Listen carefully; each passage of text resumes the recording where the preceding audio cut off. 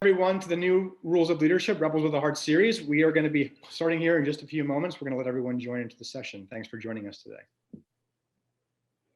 Great, so we see everyone just joining here. Welcome again to Rebels with a Heart, the new Rules of Leadership. Thrilled to have you all joining us today, and even more thrilled to welcome our amazing guests, three women leaders who are joining us from around the country in different roles in different organizations, and very appreciative to all of you for spending time with us and our audience today, and to sharing your words of wisdom and lessons learned in business and in life as you navigate and we navigate these interesting times. So we'll go around the horn and allow you to introduce yourselves, and we'll start with you, Teri. Thank you for joining us. Great, thank you, Derek. Thanks for having me.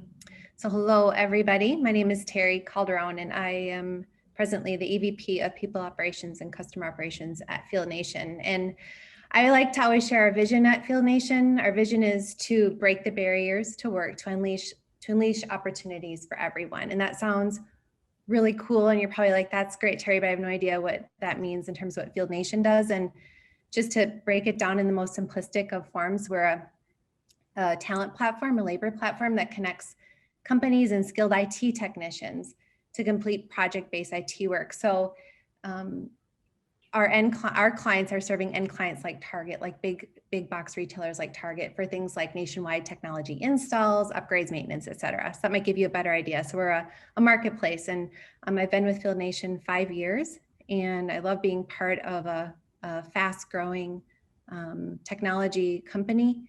And I lead both the people ops team and also the supply side of the marketplace when you think of demand and supply.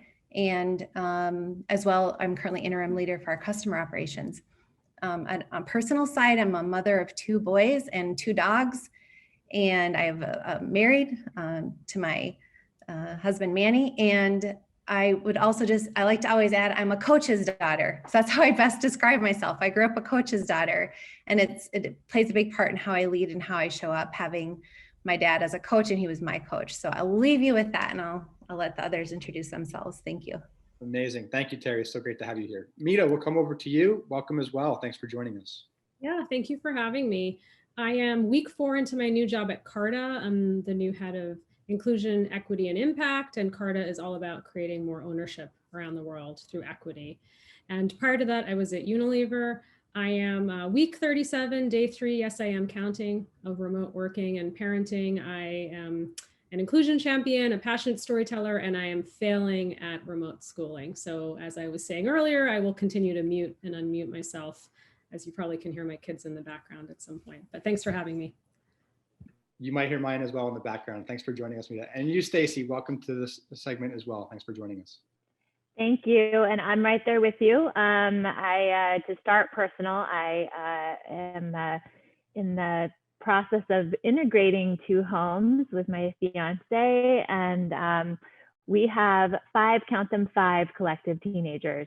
So if you see a shirtless human or Lord knows what behind me walking by, I apologize in advance. So that's my day-to-day life plus the dog. So if you hear a bark. I have an amazing life at home where I use coaching, to Teri's point, all the time. I feel like leadership development starts at home when you have that many teenagers. And I am just slightly less than Mita in my role, about 2.5, almost 3 weeks at Universal Technical.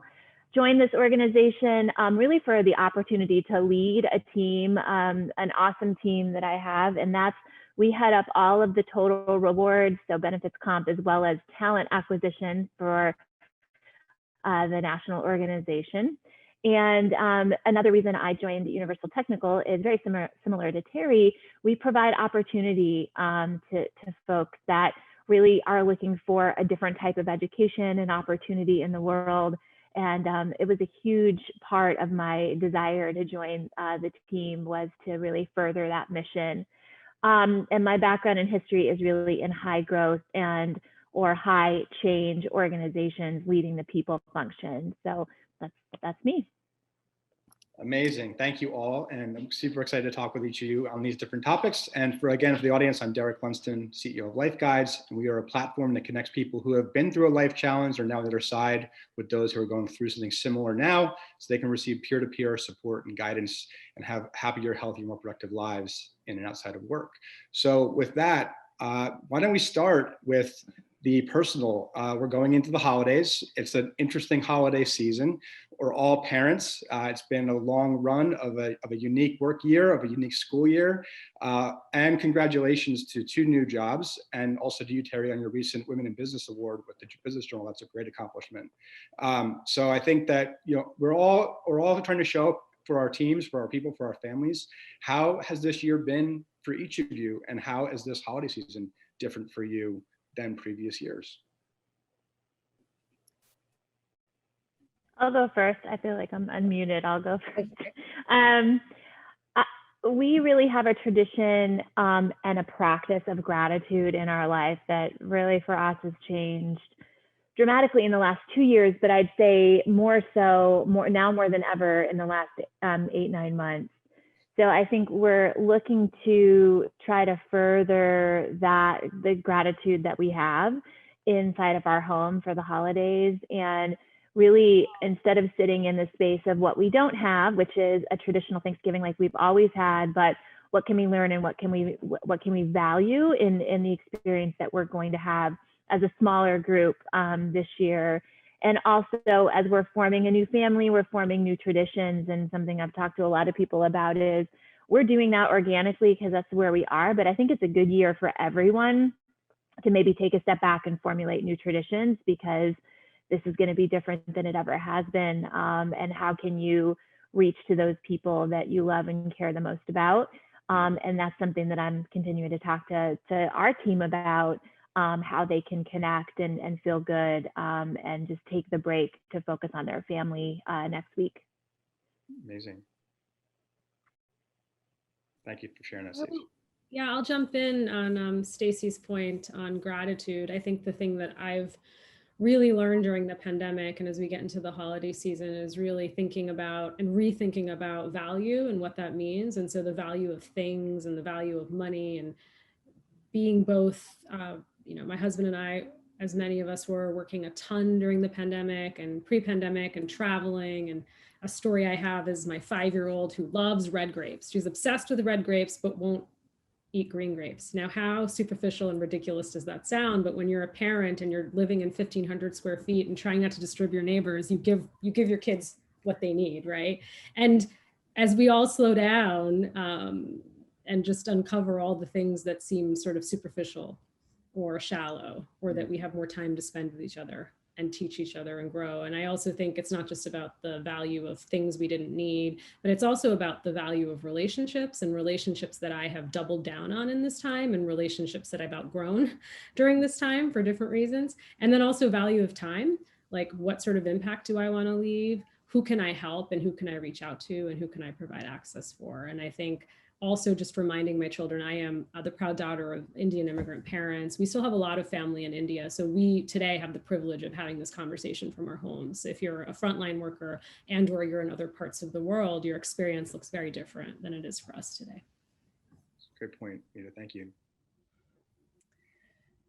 Yeah, it has been, I'd be lying if I said, wow, this has been, a breeze. This has been a trying year. So yeah, it is with gratitude that I try to show up every day and bring that to my family. I have a close relative who suffers from mental illness, from depression and anxiety, and it's shown up this year more strongly than ever. And so, having grace, I think, with that, and more understanding and just being more curious is what I've definitely learned this year, to be more curious and not so maybe not as judgmental as maybe I was pre-pandemic. When it comes to the holidays, for the past several years, I took over. My parents are elderly, and I took over hosting duties. And I loved it. And all my family would come to our house and stay for several days. And that won't obviously be happening this year. So when you said new traditions, what I do have though is my family, there's 4 of us. And then my sister, who I'm really close to, she is actually in Algeria, her and her husband, and they have 2 grown children. One's college age and one has graduated from college, and they're going to be with us, those 2. And so I decided I really wanted to buy everybody pajamas. I know that's like the thing to do, and I've never done it. And I really wanted to do it. My husband was like, no pajamas. He's like, because we won't wear them again. So instead, though, I got us all. Don't tell them. I hope nobody's watching. None of my family are watching. But I bought us all. We're all Minnesota UFC. We're all soccer fans. So we're all going to be donning new gear. Nice. Come Christmas Day. So that will be our new tradition. That's awesome. Well, thank you for each of you sharing so openly and authentically about your own personal experiences. And I feel that from all of you. And similarly, this is our first year in Phoenix, actually. My family and I moved across the country from the East Coast earlier this year. And so we're going to be away. And this is the first time kind of doing a more intimate Thanksgiving. And I think, to that point, family has become, I think, a big focus for people, and and to your point, Mita, like how we spend our time and how we nurture different relationships, and taking the time to really reflect in the cause of the last few months, I think is something that's been one of the benefits to our society as a whole, and also something that I think is helpful as leaders to allow us the time to really do introspection and to really connect with people at a different level. And so I hope that's one of the things that continues actually as we normalize going into 2021. And it's fascinating because we're in the middle of this second wave and there's a vaccine on the horizon. What will we keep? What will be the things that have value that we didn't necessarily appreciate before that are going to be going forward? And then what will we change and improve upon now because of some of these lessons? So I would love to hear your thoughts on some of those things that from a business standpoint, you plan to bring forward or change as you think about 21, both personally in your leadership, as well as how you translate that leadership in your organizations. And that could be from an established change to going forward for you, Teri, or from a new perspective as you look to bring in a new element to your cultures. So.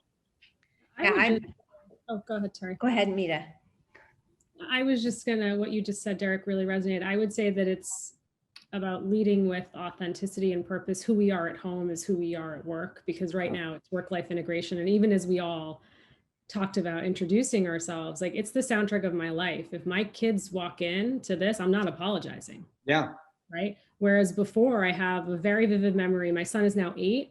When he was a year old, I had a very senior leader keep calling me at dinner and keep calling me. And you're like, this must be urgent. And he was crying and having a fit. And my husband was at work.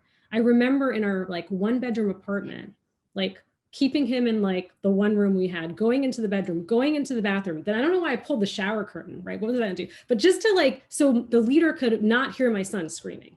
And it was nothing that was urgent. But that reminds me of now I feel like you get to see everyone's life behind the screen, right? And so I don't want to lose that when I go back to whatever work looks like in a live capacity, and I don't want to hide it. And I think it's especially important as a working mother and as a senior executive that I continue to show up that way and role model. Yeah, thank you.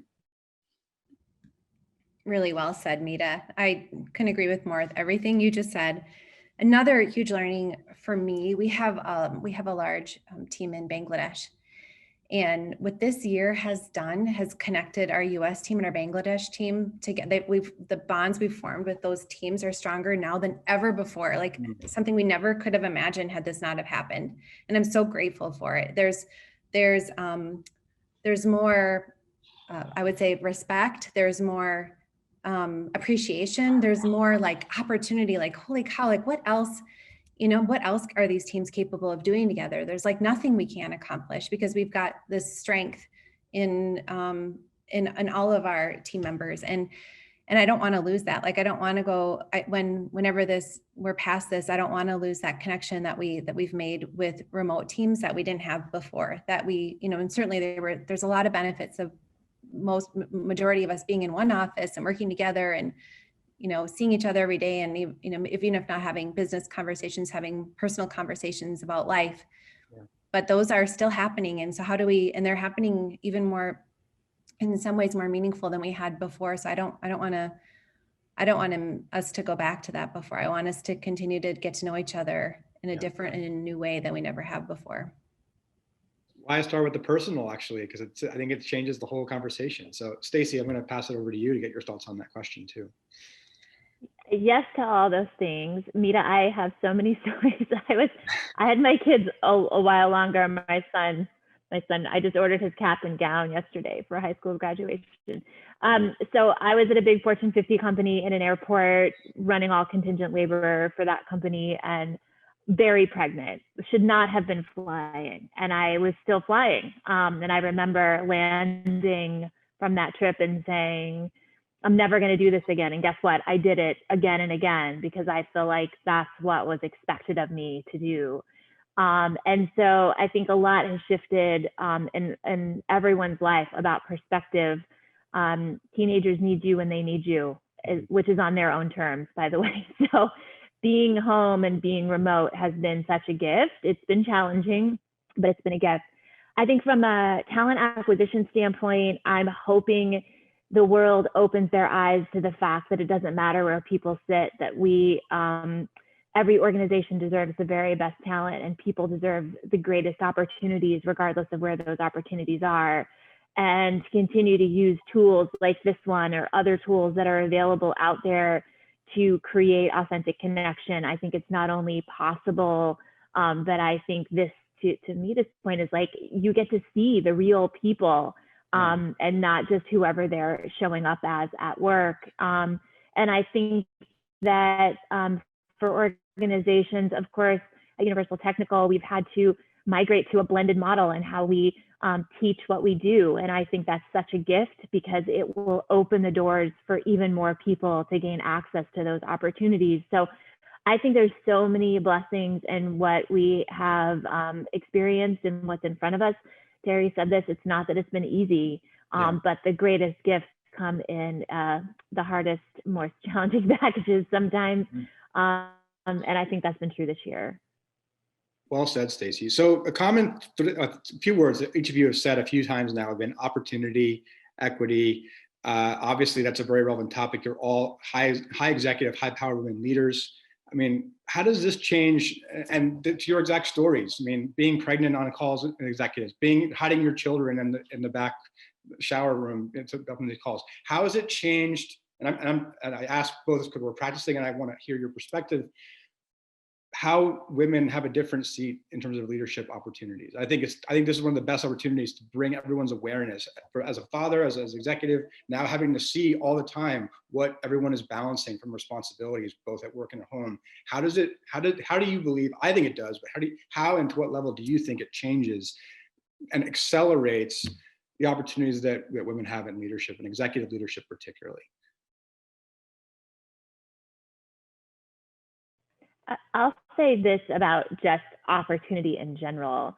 I think the way that we've always believed, just if you think about diversity and inclusion on a very big picture level for an organization that's national, to say, for example, we have to have everybody here in Phoenix that's an executive, that really goes out the window. So what doors does that open, not just for women, but for everyone? Our ability to have a diverse group of opinions and thoughts and backgrounds around the table. I think everything changes with that. I think organizations have to shift how they believe what backgrounds and experiences are required to take those roles, because there's still going to be an innate amount of bias to some degree, but also some advantage to people that have had those opportunities historically.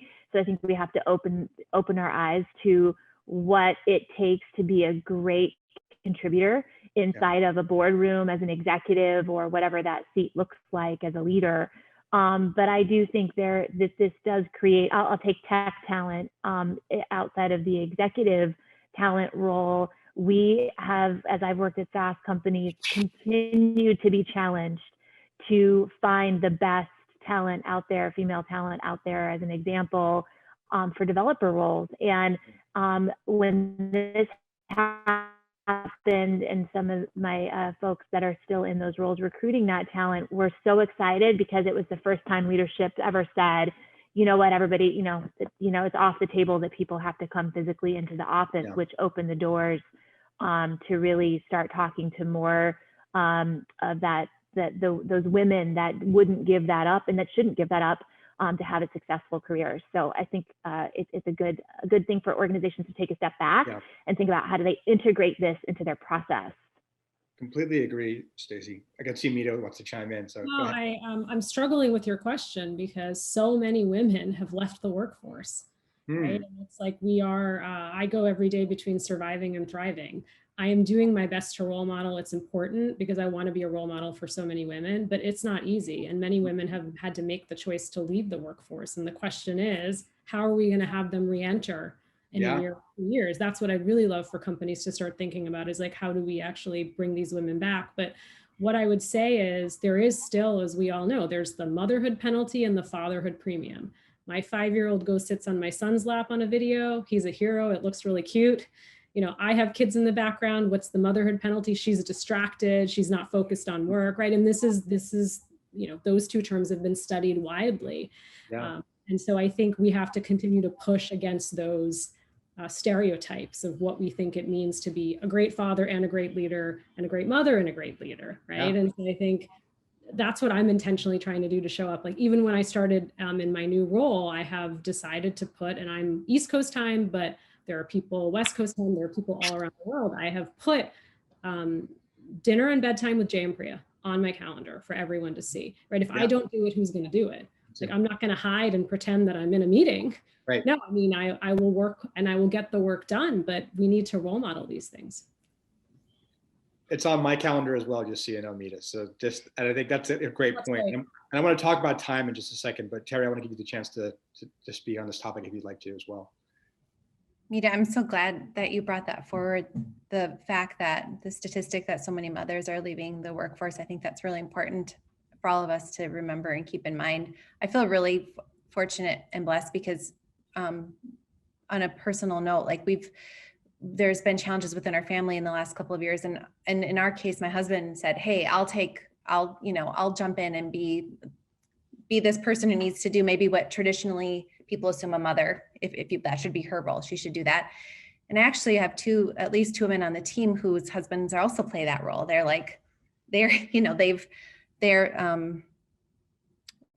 supported them in terms of them, making, like saying, hey, if we have to choose here, then I want you to be able to choose. But for so many women, that hasn't been the choice. And so it is an interesting problem and challenge that we all as women leaders need to think about as we enter a post-pandemic world. There is so much more. This is an area that I am really personally grappling with. I'm reading the book right now.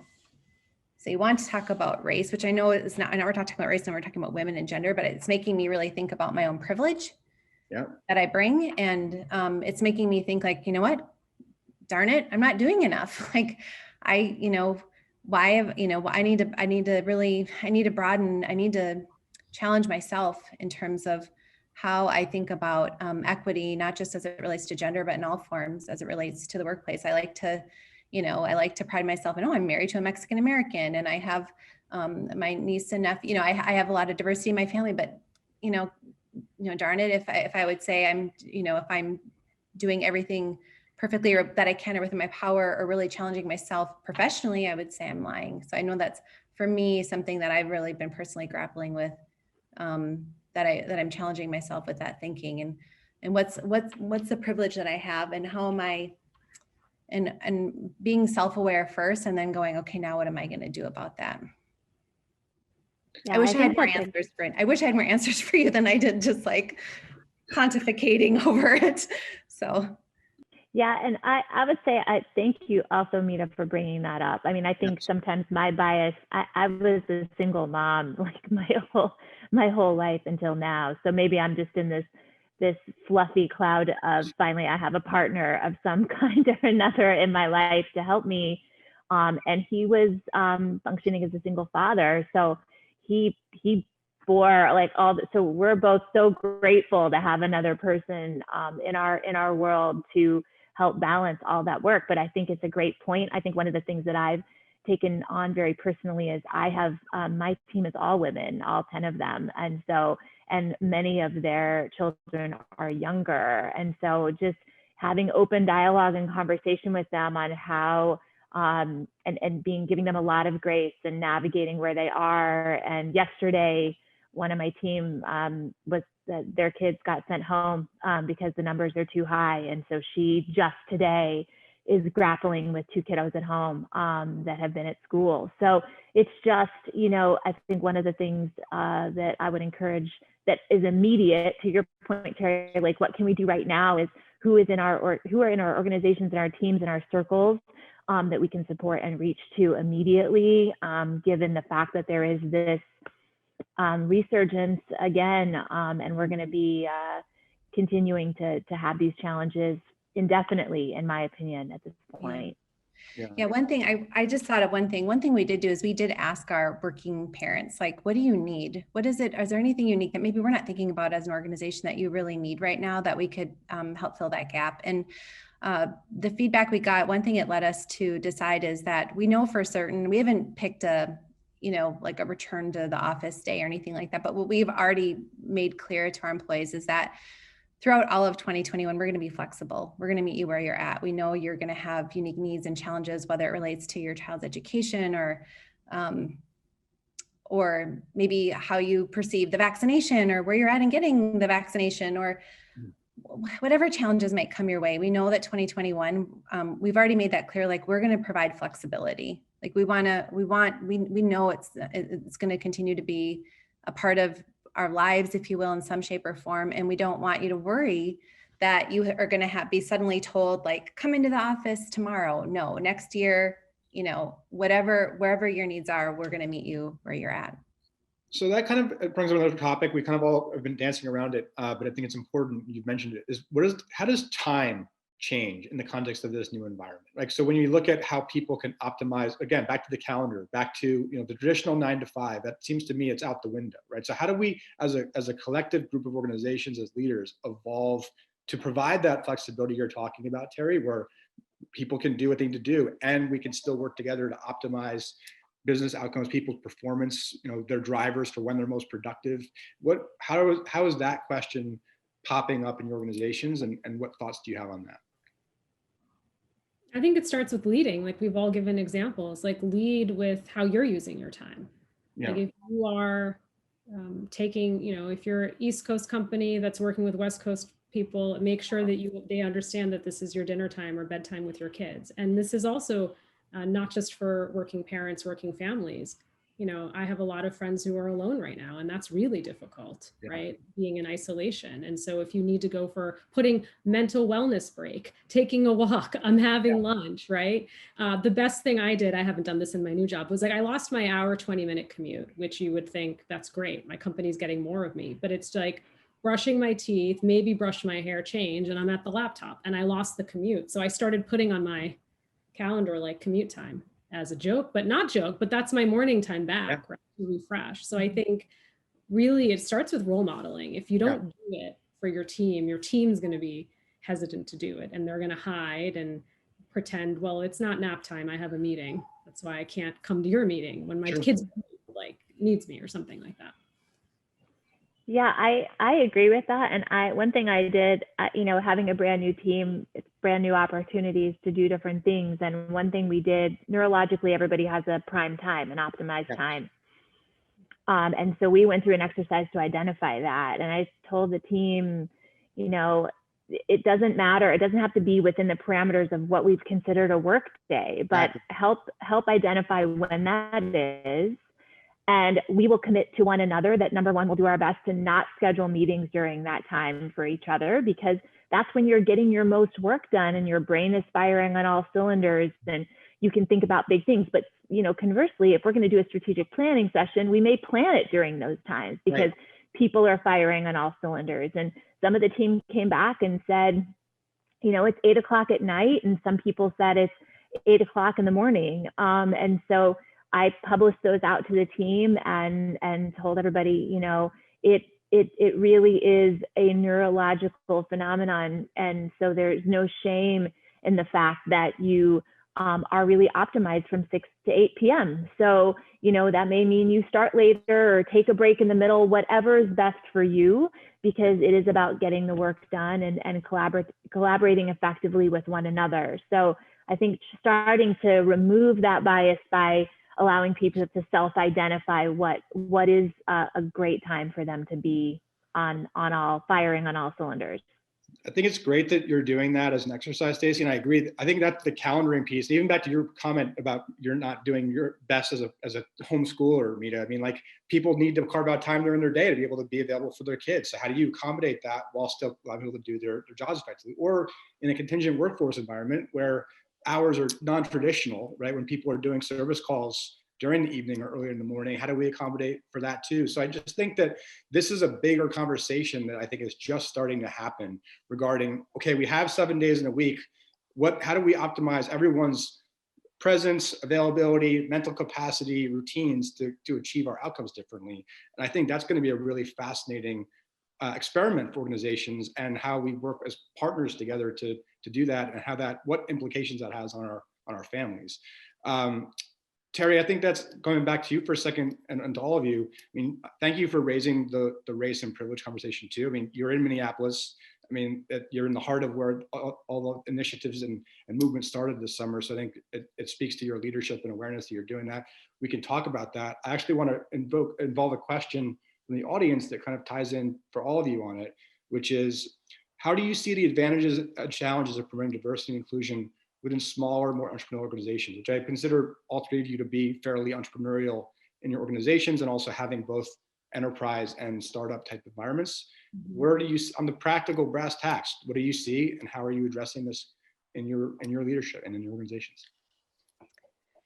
I can start. So we did not have, I've talked for years, like with my team, like, hey, we should, there's more we should do surrounding, diversity, equity, and inclusion.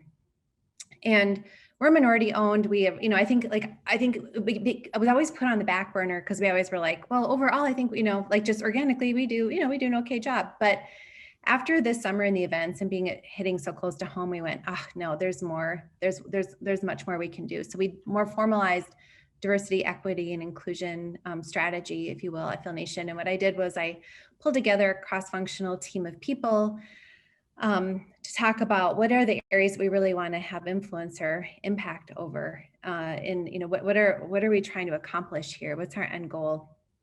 And there were really three areas that the team came up with, and it was psychological safety was one that they wanted to dive into more. They wanted to dive into more education and awareness. And why the third one is escaping me, of course, as we're talking about this. Why is it escaping me? It's going to come back to me anyway. So we created then, micro strategies surrounding all of those. Like, what do we want to accomplish by the end of this year? And then now we're going to meet again soon and talk about, okay, now what do we want to do, going into next year? And a lot of it was just foundational setting. It's like, where are we at, and what are we ultimately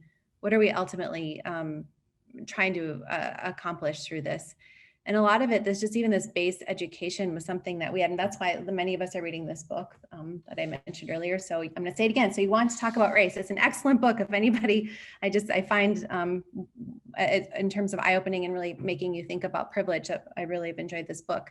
But the things from that, in order to know, like, well, are we making, first off, are we like, oh, I know, outreach was the other thing. And that's where it was leading me the challenge as a startup community or as a startup company is finding talent who have the technical skills to do the jobs. And we can't, what we've identified is there's more influence we could have even with kids at a younger age to introduce them to careers in technology and really getting people excited about that. And not just in terms of coding. I think automatically people think about coding, but I think it's even broader than that. And so we are looking right now in earnest for different outreach programs right here in the Minneapolis community for us to give back, where we can not just give of our treasures, but our time and talents too, and really plant those seeds earlier, so people have an interest through their education in tech. And there's a lot of great opportunities. COVID has slowed us down a little bit in terms of like, how do we connect with these organizations and how do we do it in a way that's meaningful when we're virtual? But it's something that, that I'm excited to dive into further as we go into 2021. Amazing. Thank you for sharing all that.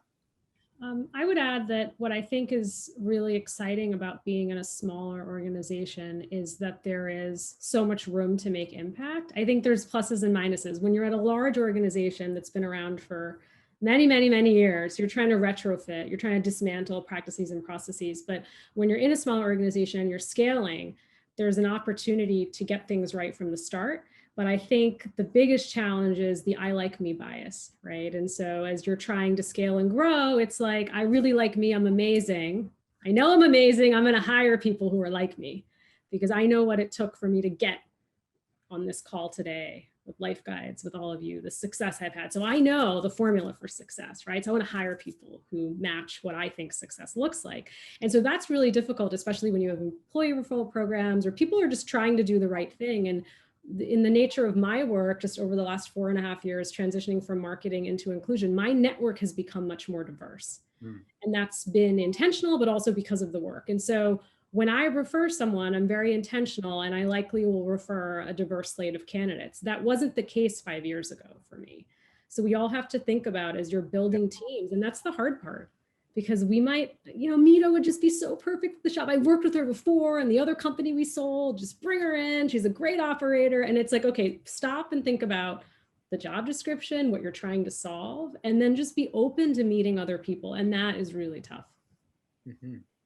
Yeah, I would say, having just come into an organization that is exactly what Mita just mentioned, 50 years in business, I don't think the answer is much different. I think we are going to start by talking about bias. And I think the bigger conversation now is some of the bias that we've talked about on this call.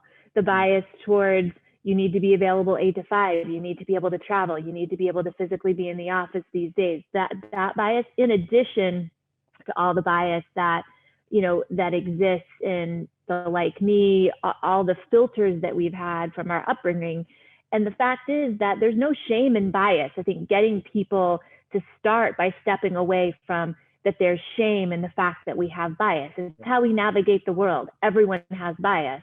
It's accepting, admitting, and embracing the fact that we have that bias and holding one another accountable once we know one another's bias. And I do think in small environments, which is where I've spent the vast majority of my career, I would tell you I had one organization where the CEO just had an overt bias to athletes, which seems like a really, but like him, right? He knew that athletes work hard and they do this. Now I was grateful. I was an athlete, so it helped me get into the company, but I told him and educated him on bias pretty early because I saw this pattern from him as we started interviewing people.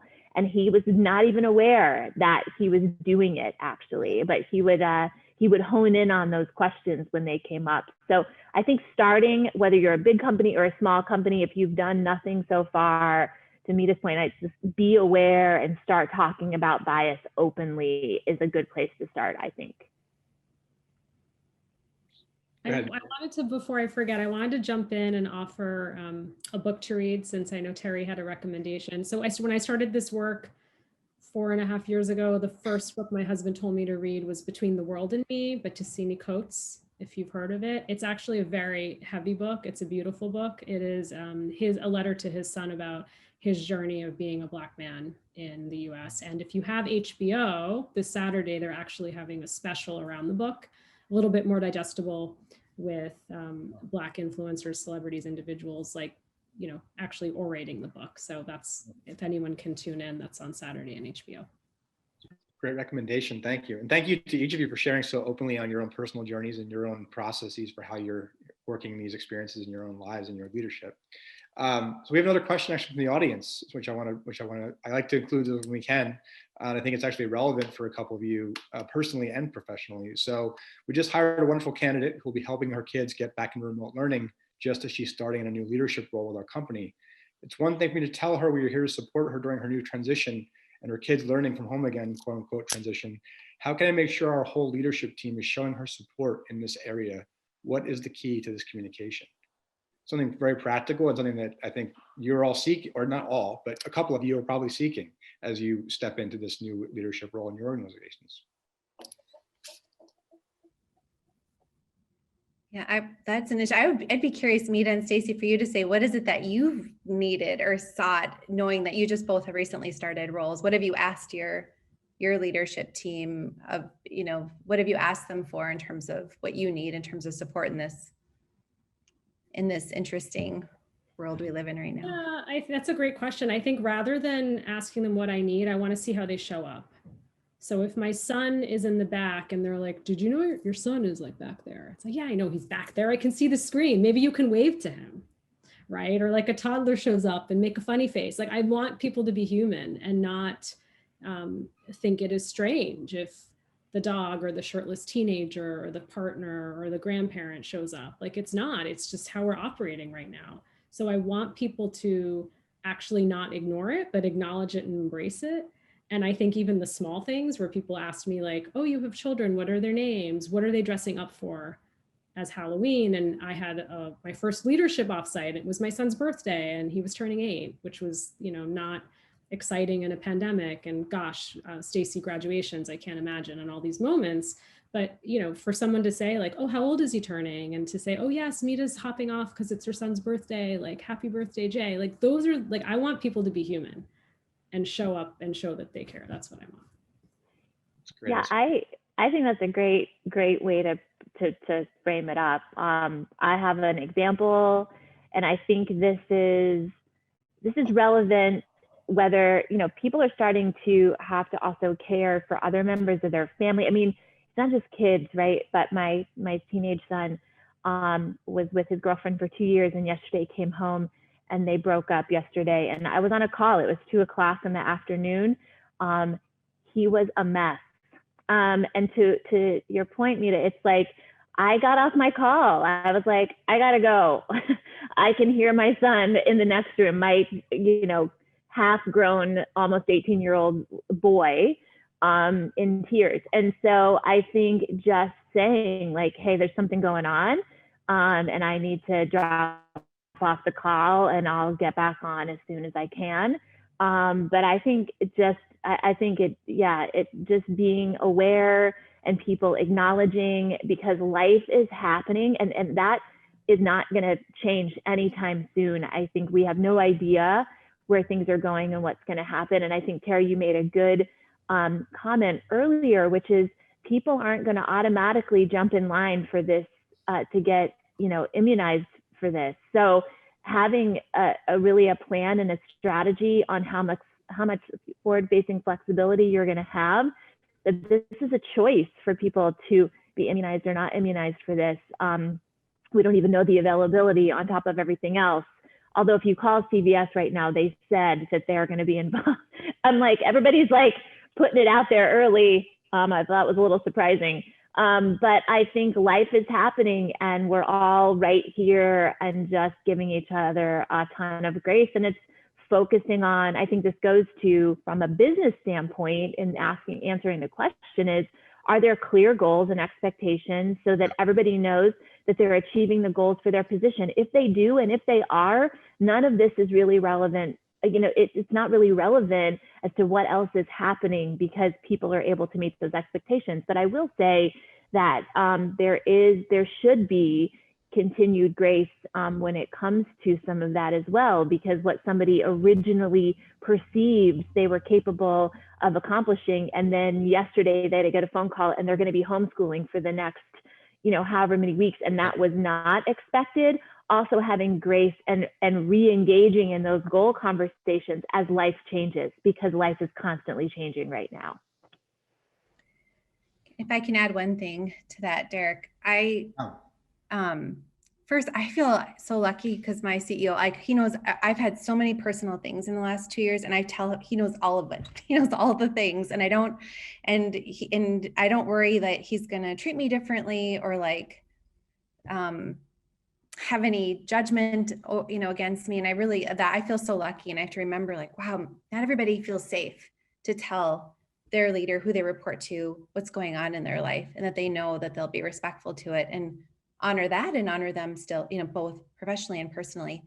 One of the things that we have worked with our leaders on this year is starting one-on-one conversations with a question. It's from the Coaching Habit. It's just, what's on your mind?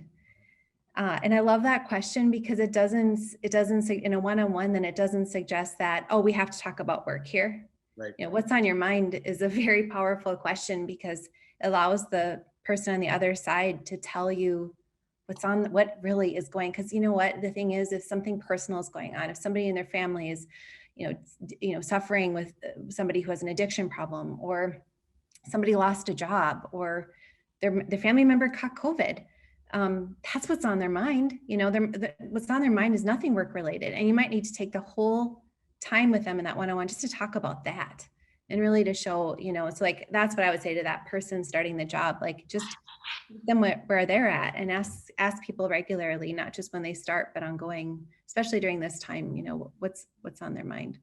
Yeah. I think it's a powerful question. I think, along those same lines, how are you or how are you feeling is, again, another open-ended kind of question that some of our team shared and I've been practicing too. But I think just really tuning in on the whole person, right? And what's going on outside of work. And again, work and life are the same right now. Our home environments and our work environments are literally the same places. And so it's hard to make that distinction of where they start and end. And I think that's frankly why LifeGuides exists. But that's besides the point. I think it's a really fascinating time that this is all kind of happening in the world when people need support. So kind of shifting back for a second, when you think about that dynamic, that so many things that are unplanned can happen in people's lives, how does that affect your business planning? Like on a very practical level, how are you changing the way you look at quarterly and annual goals and monthly goals in a way of keeping people accountable, quote unquote, accountable, while accommodating for their humanity and for the nature of everyone's going through a very dynamic situation? I'm happy to start. We've, when the pandemic hit in April, our business, we were having a record growth year. We were this was going to be our, breakout year, if you will, from a growth perspective. And then that happened, and it just the floor beneath us fell, if you will. And we, thankfully, we've been able to rebound nicely. And we've really taken an approach of just like, we did a reforecast then and just, looking at it month to month. As we go into next year, we're looking at it like, hey, there's a base case, if you will, of what we think we might be able to do as an organization. But because of these macroeconomic uncertainties, we're not really sure. We think this is conservatively what we can do, but depending upon what happens, we could experience a lot more growth. And so there's this potential, growth case that we would plan towards. And so being agile and not being so focused, and we're lucky we're not publicly traded, right? We have a really supportive and wonderful investment partner who helps us think about this in a very mature and a very healthy way, that allows us then to be flexible, to monitor it closely. And the most important thing is to be transparent with our employees. Like we monthly, we talk about our financials, where we're at, how it's going, what positive impact A, B, or C had, and maybe D wasn't what we thought. So we're gonna pivot and go a different way. And that's been really, really important. Our CFO, he's really great at not just saying the numbers, but giving the story. He's a great storyteller about why and where we're at. And so that really helps too. And based on, I hope that I'm hearing the truth, our employees say they really appreciate that transparency along the way and exactly where we're at and where we stand and how we're doing and what we're thinking will happen next. So I think to add to what Teri said, and I think you put it beautifully, what so many companies are going through and how they're responding to the pandemic and the market, I think practically what that means for individuals and employees is that we have got to let go of our job descriptions. We have got to let go of what we thought we signed up for. We have got to let go of ego. And this was my pet project. And even though you told me to have ruthless prioritization, I'm still going to work on it in the side. So I think that that's what's become difficult. And even if for many of colleagues and friends who are out of work, you wanted to work at this brand company, or you're graduating from college, you wanted that job description, and really to focus on what your strengths are and what value you can add, and to be flexible as individuals. As your company pivots and your project goes away and there's a new initiative, go for that new initiative, even though it's not necessarily the sexy thing or the thing that you thought you wanted to do. And so I think that's what we really have to coach people on. It's great that our organizations are pivoting and planning, and the transparency is key, but what does that mean for me as an individual if my priority that I was on is no longer a priority? Yeah. Very powerful. Thanks, Mita. Yeah, I think a couple of things, echoing what Mita just said. I just talked to someone yesterday that I'm helping who is looking, and I made that comment to him. I said, in your last role, you helped organizations navigate as a consultant massive change. Why is that? Make that more evident in your resume, because again, what's very relevant and imperative to organizations right now. And so really thinking about what are organizations looking for now more than ever? And if you're looking for an opportunity, what are the areas in your past and your history that would help you help another company based on where they are today? And I think that I agree with, when we think about organizations are in a state of evolution, regardless of what their business is, and how they're thinking about things. So I think being super flexible on again, what projects you're engaged in and what teams you're collaborating with, how you can be of greater help to the organization to meet that revenue number. I think all of what you thought goes out the window. And I think back to what's our responsibility as leaders and how can we help forge that, is having and holding very sacred your one-on-one time, having regular one-on-ones, checking in an authentic way with your team and helping them navigate this. Because as leaders, we know the bigger picture inside of the organization. So how do we help our team engage in that way, in making them aware of what's going on and understanding their strengths and how they could plug in different ways inside of the organization and be more valuable and feel more valuable, feel like they're helping the cause in a greater way. And that is, as we talk about what's our responsibility as leaders, I think that's one of our greatest responsibilities right now.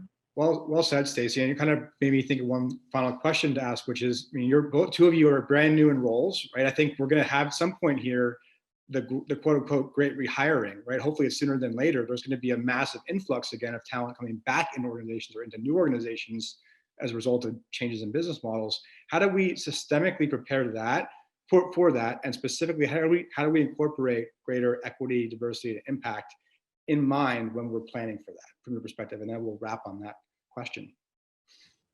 I would add, going back to the working mothers piece, and so many, being specific, working mothers who have left the workforce, we'll be in a situation a year from now, I hope, maybe 18 months from now, where, to your point, we will be hiring at mass scale. Don't let bias creep in and ask what they were doing for the year. It's sort of like when people go on some sort of leave, right? Like, especially when women take time off, it's like, well, what were you doing? I was raising my family, right? There are a lot of important skills that are transferable in that. So whether you left the workforce in the pandemic because you were sick, you were taking care of a loved one, you were laid off, whatever it is, just really give people grace and kindness on why there's a gap year and a year and a half, and dig into like what value they're going to add. That's what I hope people will show up and look at.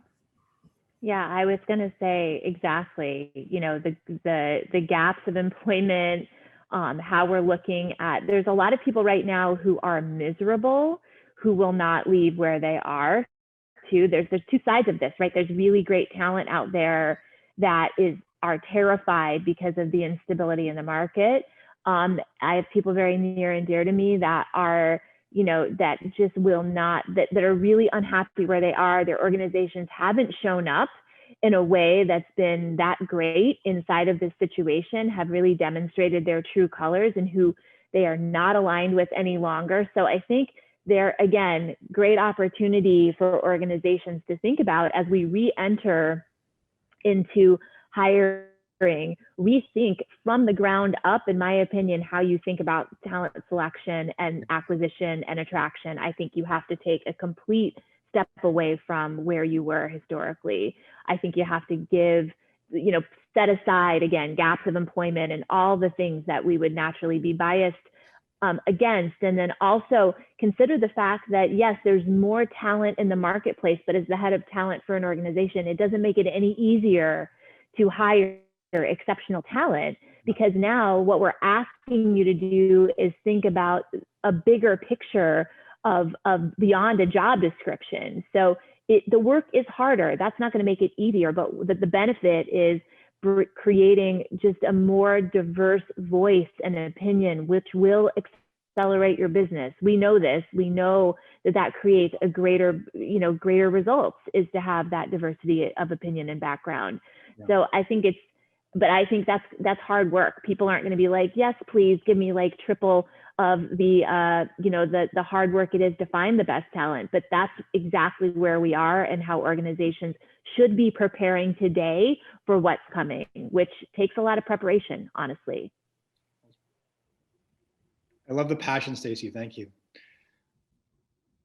Teri, any closing remarks from your perspective? Stacie took the words out of my mouth. Just, this is the time to prepare. Maybe you're not doing a lot of hiring, so now is the time to review those practices, hiring practices, and see what might you do differently once you reach that point where you're hiring. And to Mita's point earlier, it's easier to just hire people that are like us. It's like, well, that's easy. I know how they're going to show up. I know how they're going to be. They're just like me. It's going to be awesome. That we're going to agree on everything, but it doesn't create best business outcomes when we hire people who think just like us. What creates better business outcomes is when we bring diversity in thought and background and experience to the table. That's what's going to bring the better ideas and the better solutions and the better products. Hear, hear. Well said to that, Teri. Well, I just want to say again, thanks you to each of you for joining us. It's really been a pleasure speaking with you and learning from you, and I'm sure the audience feels the same.